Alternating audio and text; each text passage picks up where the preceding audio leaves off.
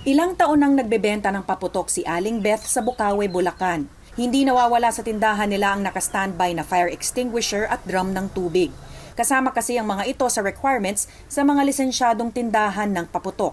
Extra ingat din daw sila Aling Beth sa pag-handle ng mga paputok. Iiwasan pong madikit sa pader, tsaka yung makiskis at mabagsak.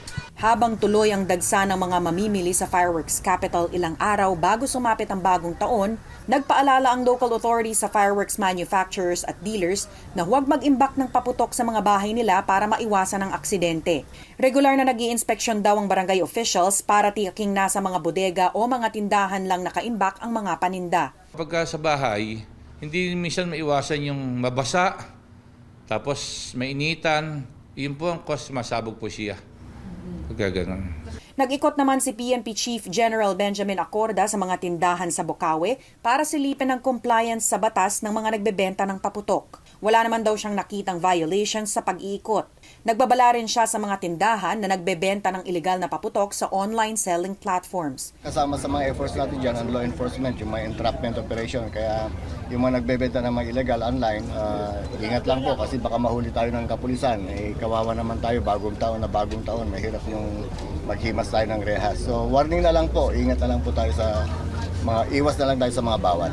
Sa gitna ng pagtalima ng iba't ibang LGUs na higpitan ang pagpapatupad ng mga ordinansa kontra paputok, hindi naman sang-ayon si Bulacan Governor Daniel Fernando sa panukala na ipagbawal ang individual fireworks use o display. Nauna nang nanawagan si Interior and Local Government Secretary Benjamin Abalos sa mga lokal na otoridad na magsagawa na lang ng fireworks display sa common spaces gaya ng town hall.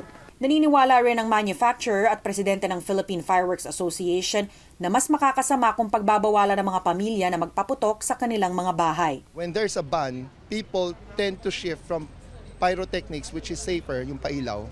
They will shift back to firecrackers dahil hindi sila mahuhuli kung hinagis lang nila yung firecracker. There's no more proof. Pag pailaw, mahuhuli ka kasi may liwanag. Ayon sa PNP, mahigit 28,000 piraso ng iligal na paputok gaya ng Piccolo, Sawa at 5-star ang nakumpiska nitong nakaraang 2 linggo.